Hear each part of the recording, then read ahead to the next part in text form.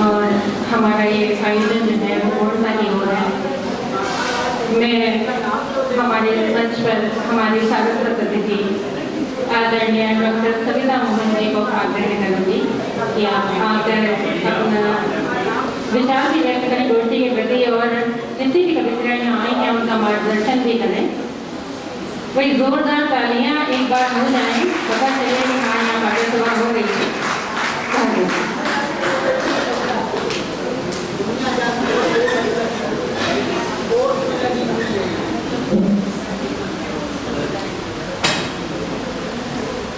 मेरे लिए कविता सुनना और कविता पढ़ना और कविता लिखना दोनों यज्ञ होते हैं। मैं ऐसी अनुभूति कर रही थी पिछले 2.5-3 घंटे से आप यहाँ पर बैठे हुए। मैंने आप बैठ जाएंगे तो मुझे अच्छा लगेगा। ऐसा लगता था किसी यज्ञ भूमि में बैठी हूँ और लगाकर आहुतियाँ डाल रही हूँ और स्वभाव मन के अंदर कह रही हूँ। सभी ने एक से एक अच्छे स्वर में कविता सुनाई। कविता बहुत तेज होती है, कविता बहुत डरावनी होती है और मन के अंदर जाकर के न जाने कितनी देर तक, कितने दिनों तक आपको उद्वेलित करती है। सोने नहीं देती कविता, सपने नहीं देखने देती कविता। ऐसी कविताएं यहाँ पर सुनी और बहुत सारी कविताएं अपने आंचल में बांध के घर ले जा रही हूँ और देखती हूँ कौन कौन सी कितनी कितनी याद रहती है। छोटी छोटी दो कविताएं एक ही स्वर की हैं और एक ही तरह की हैं, एक ही तरह के चित्र हैं और इसलिए जीवन के दो छोटे छोटे चित्र पढ़ रही हूँ। पहली कविता का शीर्षक है सपना। पृथ्वी के समूचे धैर्य को भी, पृथ्वी के समूचे धैर्य को भी, पृथ्वी के समूचे धैर्य को अपनी आंखों से भी, पर रोज देखती है सपना रूपी से सूर्य का, हरी घास पर छींट वाली साड़ी का, और वो एक नदी का जो उसके शरीर के आलाप को ठंडा कर दे और रोज देखती है सपना। और वो पृथ्वी के समूचे धैर्य को अपनी आंखों से भी वो रोज देखती है सपना, और रोटी से सूर्य का, हरी घास पर पीले फूलों की साड़ी का, एक नदी का जो उसकी धमनियों के अलाव को ठंडा कर दे और रोज देखती है सपना। पेट की रोटी का सच देह की रोटी से, पेट की रोटी का सच देह की रोटी से छोटा लगा है उसे। पेट की रोटी का सच देह की रोटी से छोटा लगा है उसे। कभी साहब, कभी साहबवार, कभी पति की थाली में भर, कभी पति, कभी साहब, कभी साहबवार, कभी पति की थाली में परोस। छक एक डंबी लगा लेती हुई वो फिर देखती है सपना, एक रोटी का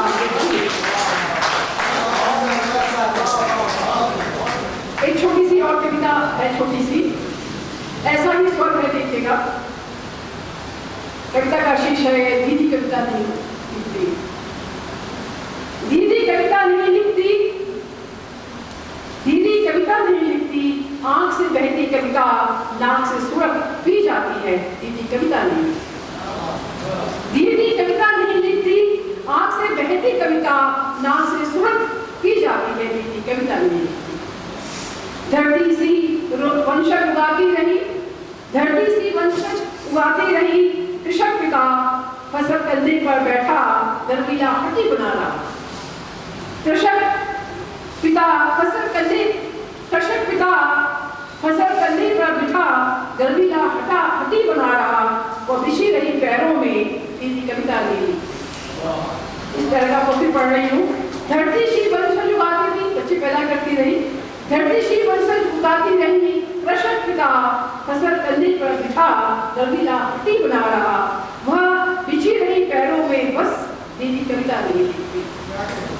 दराजों में लिखती है, दराजों में रखती है उनके गोले भूमि का हिसाब, दराजों में रखती है उनके गोले भूमि का हिसाब, दवा की पर्चियां, फीस की रसीदें, रोज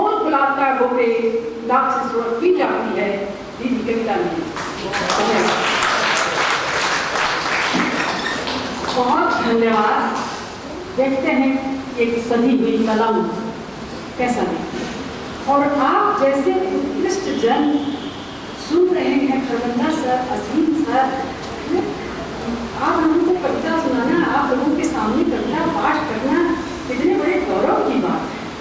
और आज हमारे अनुजाओं को हमें यह गौरव मिला है, हम बड़े बहुत कृतज्ञ हैं, बहुत आभारी हैं। और मैं उनको भी आमंत्रित करना चाहूँगी। अभी ध्यान दिया डॉक्टर अलका मैम हमारी अनुजा है और उनके सौजन्य से यह सब कुछ हमें सुविधा प्राप्त हुई है। हिंदी विभाग की अध्यक्ष डॉक्टर अलका मैम, आप बिल्कुल नहीं सुनाएंगी?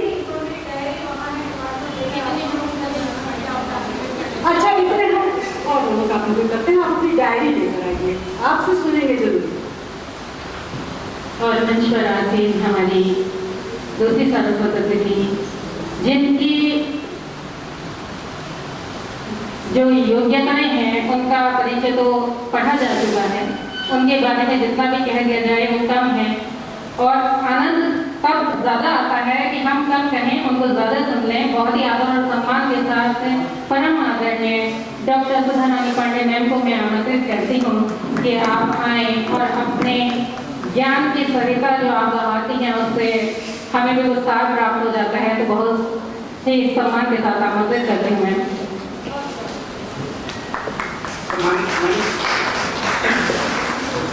नीति जी, नीतू राय जी, डॉक्टर संता मोहन, डॉक्टर विद्या सिंह, संचालिका और सभागार में उपस्थित तमाम विद्वजन, तमाम साहित्यकार, वरिष्ठ कविगण, सुखद से हो गए अंतर्राष्ट्रीय महिला मंच से मंच तक बहुत बड़ी उपलब्धि है कि महिलाओं की कविता लिखना और अपने आप पढ़ते रहना या कभी डायरी में लिखकर किताबों में पढ़े रहना बड़ी सपने की बात है।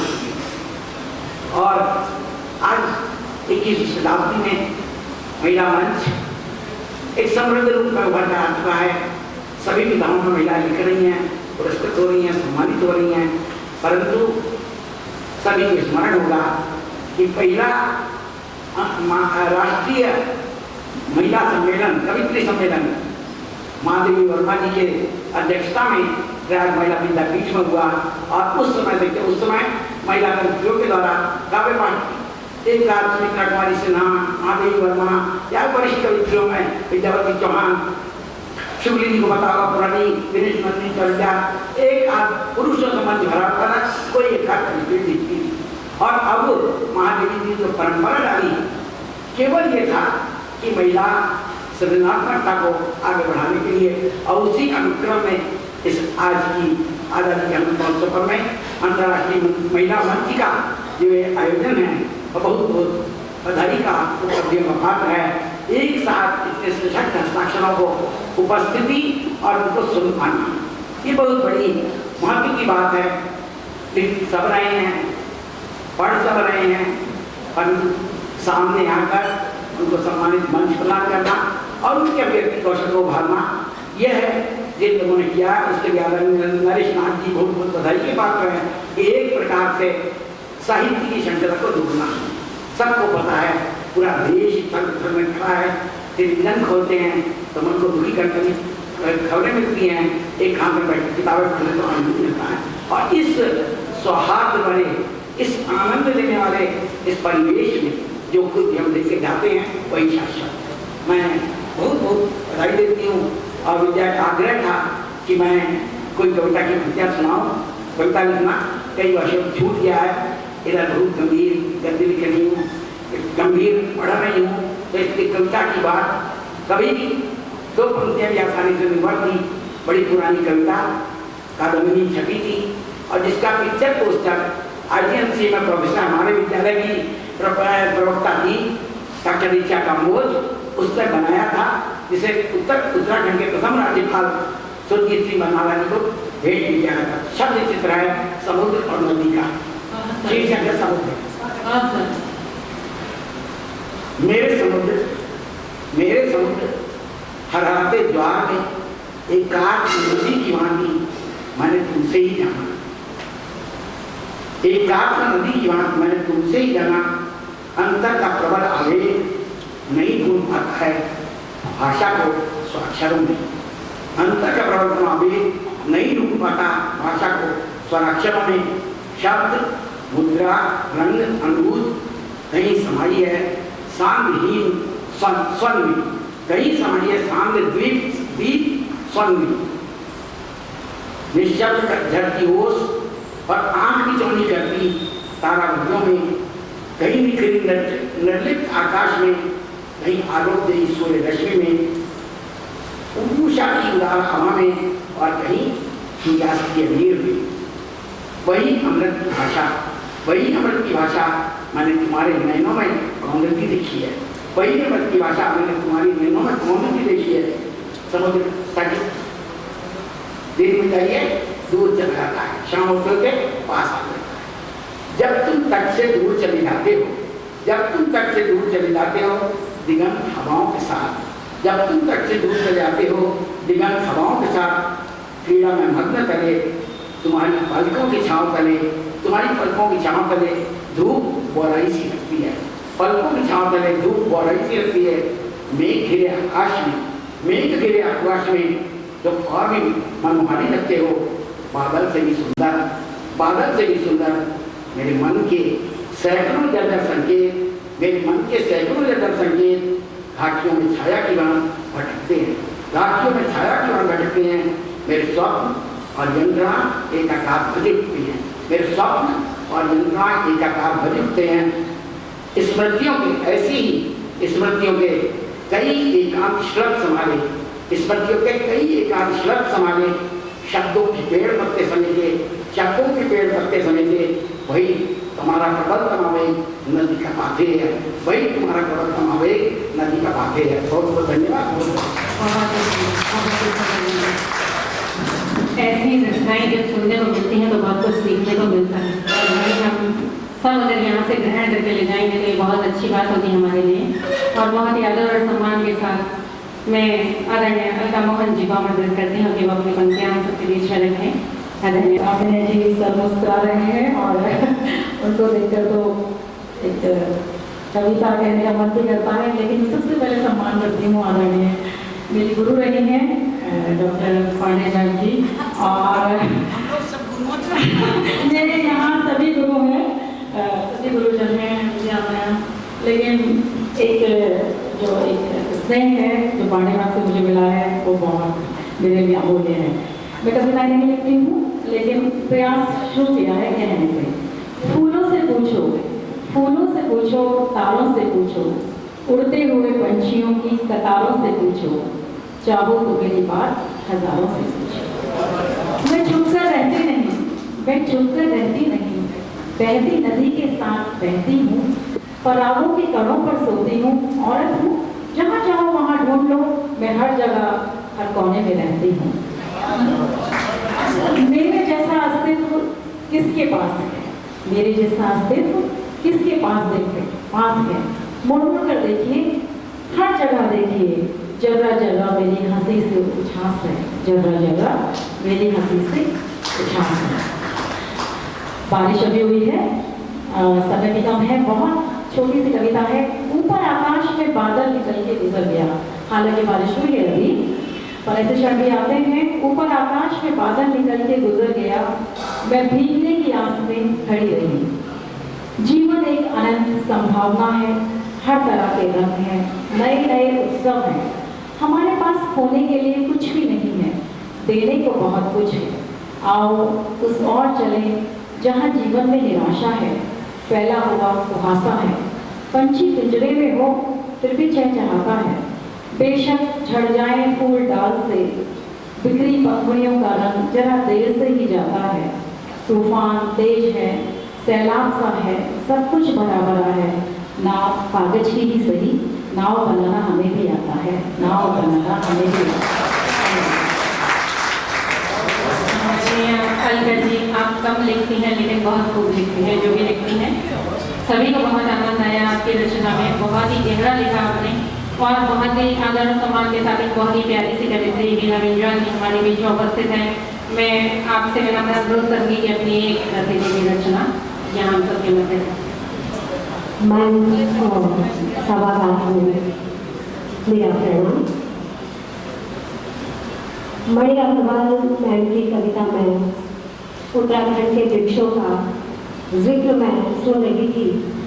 उसी में एक वृक्ष का नाम आया बांज, जिसे कल्पवृक्ष भी कहा जाता है। और ये मेरा सौभाग्य रहा है कि बचपन इसी पेड़ के गिरते बीता, चाहे घास काटते हुए, चाहे गायों को चराते हुए या स्कूल जाते हुए। और ये पेड़ शक्तिमत्ता का प्रतीक है, हमारी एकजुटता का प्रतीक है। तो इसी पेड़ पर अपनी चरण पवित्र आपके समक्ष प्रस्तुत कर रही हूँ। धार पहाड़ की खड़ा है बांज, दीवार गाँव की जड़ा है बांज, धरती जिसके डाल की चिड़िया, सोचो कितना बड़ा है बांज, सोचो कितना बड़ा है बांज। धार पहाड़ की खड़ा है बांज, दीवार गाँव की जड़ा है बांज, धरती जिसके डाल की चिड़िया, सोचो कितना बड़ा है बांज, सोचो कितना बड़ा है बांज।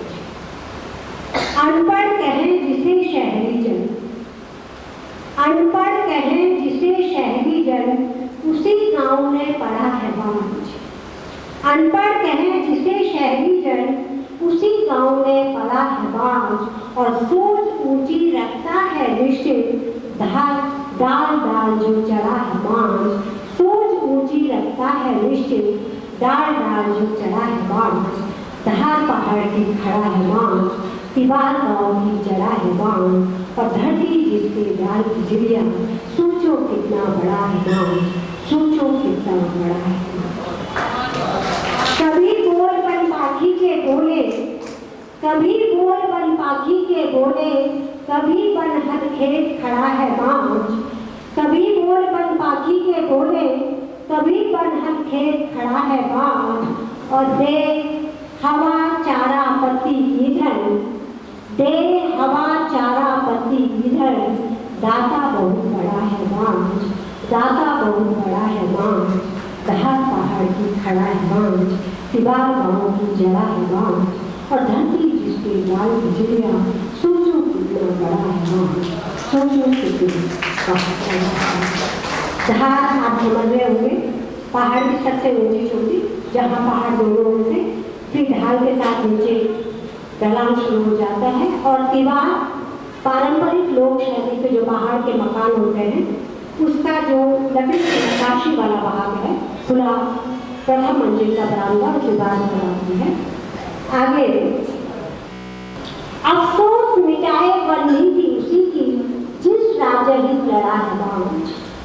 अफसोस मिटाए पर नीति उसी की, जिस राजहित लड़ा है बांज। और तड़प प्यासी धरती की बताए, जल से भरा भरा है बांज। तड़प प्यासी धरती की बताए, जल से भरा भरा है बांज। धार पहाड़ की खड़ा है बांज, दीवार गाँव की जड़ा है बांज, और धरती जिसके डाल की चिड़िया, सोचो कितना बड़ा है बांज, सोचो कितना बड़ा है बांज। सच के चूल्हे अंगार बन बह के, झूठ के बन राख जड़ा है बांज। सच के चूल्हे अंगार बन बह के, झूठ के बन राख जड़ा है बांज। और पत्रोल है अपने पर्वत प्रदेश का, पत्रोल जंगल का चौकीदार, पत्रोल है अपने पर्वत प्रदेश का, अनुशासन में खड़ा है बांज, अनुशासन में खड़ा है बांज। धार पहाड़ की खड़ा है बांज। और अंतिम पंक्तियां है कि आस्था का वही बहा के राह, आस्था का वही बहा के राह, जहाँ नहीं गड़ा है बांध। आस्था का वही बहा के राह, जहाँ नहीं गड़ा है बांध। और लौटेगा जरूर विश्वास पहाड़ का, लौटेगा जरूर विश्वास पहाड़ का, संग उसके जो खड़ा है बांध, संग उसके जो खड़ा है बांध, संग उसके जो खड़ा है बांध। धार पहाड़ की खड़ा है बांध, दीवार गाँव की जड़ा है बांध, और धरती जिसके प्यार की दुनिया, सोचो कितना बड़ा है बांध, सोचो कितना बहुत बहुत आभार आप सभी का।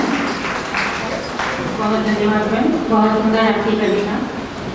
और हमारे मध्य बनारस से चलकर उत्तराखंड तक की यात्रा जिन्होंने पूर्ण करके वो यहाँ पधारी हैं, बहुत ही आदरणीय सम्मान्य हमारी ग्लोबल प्रेसिडेंट विदुषी, परम विदुषी आदरणीय नीतू सिंह राय मैम को मैं आमंत्रित करती हूँ कि वो अपने विचार यहाँ रखें। महिला काव्य मंच के जितने भी सखियाँ यहाँ उपस्थित हैं उनका उत्साह वर्धन करने के साथ साथ उनका मार्गदर्शन भी करेंगे यहाँ। तो बहुत जोरदार ताली, देखिए इतनी कमजोर तालियों में बात नहीं बनेगी, जोरदार तालियां होनी चाहिए। बहुत धन्यवाद। धन्यवाद मणि जी। मैं सर्वप्रथम उत्तराखंड के तृतीय वार्षिकोत्सव के लिए उत्तराखंड के सभी सदस्यों को, उत्तराखंड के प्रदेश अध्यक्ष डॉक्टर विद्या सिंह जी को बधाई देती हूँ। यह आयोजन देहरादून में हो रहा है। देहरादून की भी पूरी जिला इकाई यहाँ उपस्थित है। देहरादून की जिलाध्यक्ष निशा गुप्ता जी और सभी सदस्यों को बहुत बहुत बधाई। महिला काव्य मंच के संस्थापक नरेश नाथ सर की उपस्थिति और मार्गदर्शक नियति मैम की उपस्थिति को नमन करती हूँ। हमारे साथ डॉक्टर सुधा रानी पांडे जी और डॉक्टर सविता मोहन जी की उपस्थिति को भी नमन करती हूँ। जैसा कि संचालक पे पूरा ही आयोजन निर्भर करता है और शुरू में ही संचालक ये कहा जाता है कि आपके पास 3 मिनट है या 2 मिनट है और उसी में अपना जो काव्य पाठ है वो खत्म करिए। तो उसी को मैं भी ध्यान में रखते हुए बाकी महिला काव्य मंच के बारे में अंत में अपने वक्तव्य में महिला काव्य मंच के संस्थापक नरेश नाथ जी विस्तृत से बताएंगे। तो मैं एक कविता आप सबके समक्ष रखती हूँ। कविता का शीर्षक है अगर मैं एक परी होती। अगर मैं एक परी होती तो जाती ऐसे गांव में जहां आज भी पक्की सड़कें नहीं जाती हैं, जहां आज भी किसान जलता है सूरज के साथ और उसका मन जलता है बारिश के दिन जब मिलता है पसीना मिट्टी में उसका रात दिन। अगर मैं एक परी होती, अगर मैं एक परी होती तो साथ जादू की छड़ी होती। अगर मैं एक परी होती तो साथ जादू की छड़ी होती, बनाकर बादल बरसाती ऐसे गाँव में और रहती कुछ दिन वहीं पेड़ों की छाँव में। अगर मैं एक परी होती, अगर मैं एक परी होती तो जाती ऐसे बच्चों के पास जो माँओं से भरी दुनिया में आंचल को तरसते हैं, जो माँओं से भरी दुनिया में आंचल को तरसते हैं। अनाथ का शब्द जिन पर चाबुक से पढ़ते हैं, बनकर ममता बरस जाती ऐसे बच्चों पर। अगर मैं एक परी होती, अगर मैं एक परी होती तो जाती ऐसे लोगों, ऐसे शहरों में जहाँ लोग लोगों के दिल में नफरत भरते हैं, जाति धर्म के नाम पर लड़ते झगड़ते हैं। भाईचारे का संदेश फैलाती वहाँ बन अखंडता की ज्योति जल जाती वहाँ। अगर मैं एक परी होती, अगर मैं एक परी होती, अगर मैं एक परी होती तो जाती ऐसे देहातों में जहाँ आज भी बिजली के तार नहीं जाते हैं। अगर मैं एक परी होती तो जाती ऐसे देहातों में जहाँ आज भी बिजली के तार नहीं जाते हैं। बना रोशनी की चादर फैलाती वहाँ, बन जुगनू मैं खुद जगमगाती वहाँ। अगर मैं एक परी होती। पर जरा सोचो, पर जरा सोचो अगर मैं एक परी होती, पर जरा सोचो अगर मैं एक परी होती तो इंसानों की दुनिया की मुझे क्या पड़ी होती। पर जरा सोचो अगर मैं एक परी होती तो इंसानों की दुनिया की मुझे क्या पड़ी होती। मैं क्यों सोचती इस दुनिया के बारे में, मैं क्यों सोचती इस दुनिया के बारे में। मैं तो बसी होती बस चांद और तारों में, दुनिया के दुख दर्द को देख मेरी आंखों में क्यों नमी होती अगर मैं एक परी होती। शुक्र है मैं एक परी नहीं, शुक्र है मैं एक परी नहीं हूँ, मैं एक इंसान, लोगों के दुख दर्द से नहीं हूँ मैं अनजान। मैं आज भी जा सकती हूँ ऐसे गाँव में, मैं आज भी जा सकती हूँ ऐसे गाँव में, पड़ी नहीं है बेड़ियाँ मेरे पाँव में। मैं आज भी जा सकती हूँ ऐसे गाँव में, पड़ी नहीं है बेड़ियाँ मेरे पाँव में। मैं आज भी सोच सकती हूँ देशोत्थान के लिए, कितना भी करो कम है लोक कल्याण के लिए, कितना भी करो कम है लोक कल्याण के लिए। धन्यवाद। बहुत ही सुंदर निबंध है, बहुत ही प्यारी आपकी कविता।